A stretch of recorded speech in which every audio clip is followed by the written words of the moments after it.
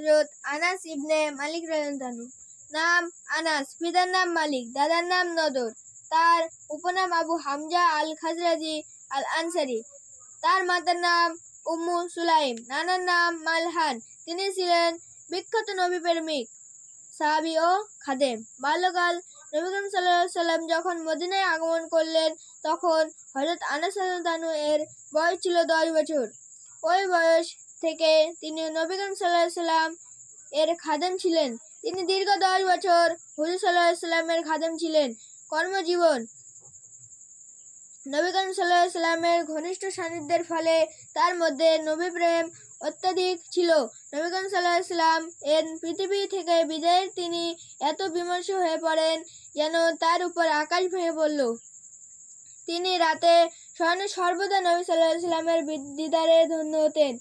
তার মাতা উম্মে সুলাইম একদিন নবী করিম সাল্লাল্লাহু আলাইহি ওয়াসাল্লামকে তার পুত্র আনাসের জন্য দোয়া করতে বলেন। তখন নবী করিম সাল্লাল্লাহু আলাইহি ওয়াসাল্লাম বলেন, হে আল্লাহ, আনাসের ধন সম্পদ ও সন্তানিতে বরকত দান করুন। নবী করিম সাল্লাল্লাহু আলাইহি ওয়াসাল্লামের দোয়ার দৌলতে তার ধন সম্পদ ও সোনাদান এত ছিল যে তার প্রত্যেক ওয়ারিশ বিপুল সম্পদ ও সোনাদানের মালিক হন। ইবনে আব্দুর বের হতে বর্ণিত আছে, তিনি বলেন তার সন্তান ছিল 100 জন। আবার কেউ কেউ বলেন তার সন্তান ছিল 80 জন। তার মধ্যে 78 জন পুত্র ও 2 জন কন্যা। খেলাফায়ে রাশিদিনের যুগে ইসলামের বিপুল বিস্তৃতি ঘটল ও তার সাথে দিকে দিকে প্রতিষ্ঠিত হলো ফতোয়া প্রদানের কেন্দ্র।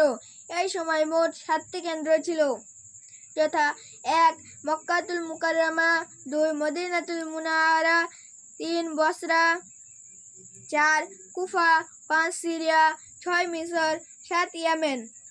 হযরত ওমর রাদিয়াল্লাহু আনহু এর খিলাফতকালে তিনি বসরায় চলে যান। হযরত ওমর রাদিয়াল্লাহু আনহু তাকে বসরা নগরীতে মুফতি পদে নিয়োগ করে ফতোয়ার দায়িত্ব অর্পণ করেন। তিনি সুষ্ঠুভাবে দায়িত্ব পালন করে যোগ্যতার পরিচয় দেন। এখানেই তিনি তার সুদীর্ঘ কর্মময় জীবন অতিবাহিত করেন। ইন্তেকাল, হযরত আনাস রাদিয়াল্লাহু আনহু ছিলেন শেষ সাহাবী যিনি বসরাতে 91 হিজরিতে সনে ইন্তেকাল করেন। মৃত্যুকালে তার বয়স ছিল 103 বছর, মতান্তরে 99 বছর।